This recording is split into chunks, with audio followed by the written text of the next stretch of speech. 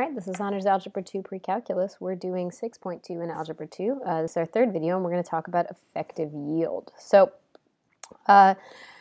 suppose that you buy an item for $100 and you sell the item 1 year later for $105. In this case, the effective yield for your investment is 5%. Why? Because the difference between what you ended up with, the 105, and what you started with is essentially $5, right? And 5 as compared to that original 100 would be a 5% increase, right?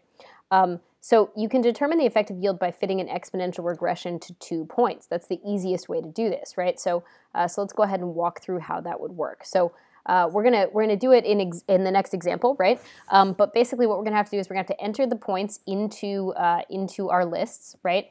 And then we're gonna calc and we're gonna pick exponential regression, right? And when we do that, when we're all done, we're going to get something of this form, right? So a times bx, right, like this, right? So this b, right, this is my base or my multiplier, right? I can figure out the effective yield by looking at that base, right? So just as an example, let's say that this base was, let's say the base was 1.09. I would say, oh, that means that the effective yield is a 9% increase, right? Like it's a 9% growth, right? Because I know that the 1 stands for what I already had. The 0.9, or the 0.09 rather, would be the percentage of growth, right? So you could figure that out. Like we could do that with these 2 points. We could say that at the start, 0, it was worth $100, and after 1 year, right, it was worth 105. And you could do a curve fitting model, and if you did that, essentially what you'd get is it looks exactly like this, right? 1.05 to the x. That's exactly what it would look like.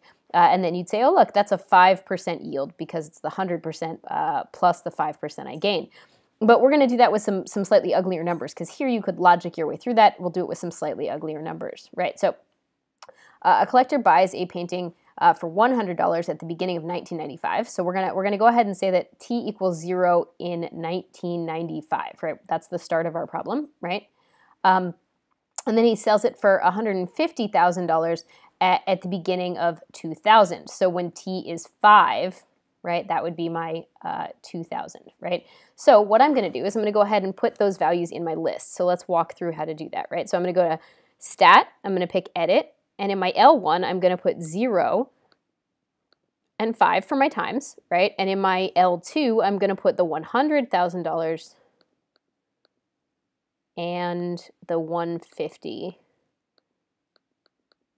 All right, cool. So once I do that, so we'll go ahead and take a quick screenshot so that we have that as a reference, right? So my bad. Once we have this, right? Now what I'm going to do is I'm going to go ahead and go to Stat. I'm going to go over to Calc, and I'm going to go down to 0, which is exponential regression, because that's what we want to do when doing exponential regression. Now, the default setting is to use L1 and L2, which is what we want, right? So I'm going to hit Calculate, and when I do that, I get this information, right? So I get this when I calculate my exponential regression. So what that means about my effective yield, right? So see how my base is this, right? So that's a 1, as in 100% plus, so plus this amount, right? So this is the amount that it yields, right? So that's the effective yield, which is going to be an 8.4. Depends on how many places you want to go, right? You could say 8.447%, or you could say 8.4. It depends. I'm going to go to 3 places after the decimal for my percentage, right? So it's 8.447% yield. All right. Okay, so give it a try. Same idea. Again, end of 1994, we're going to go ahead and call that t is 0, right? Which means the end of 2004 would be when t is 10. Right? So basically what we're looking at in our list, right? My list 1 is going to be a 0 and a 10, and my list 2 is going to be the $100,000 and the $200,000. Right? And then I'm going to go ahead and do that regression. So if I go back to my Stat and I go over to Edit, right? And I pick Edit, I'm going to go ahead and change this to a 200,000, and I'm going to change this to a 10, because that's really all I need. The other pieces are the same, right? And hit Enter. And so then I'm going to hit Quit Out, right? And I think if I hit Enter, it's actually going to do the regression for me already, because I'd already picked the exponential regression, which is a nice thing about your calculator, that it'll do the same action again. So I put that information in, I get this, And then what that means is that my effective yield, right, so the one is what I already had. This is the amount that's my yield. So my yield is going to be a 7.177%, right? And that's approximate, right? That's not exact because I rounded it, so I should have put approximate there as well.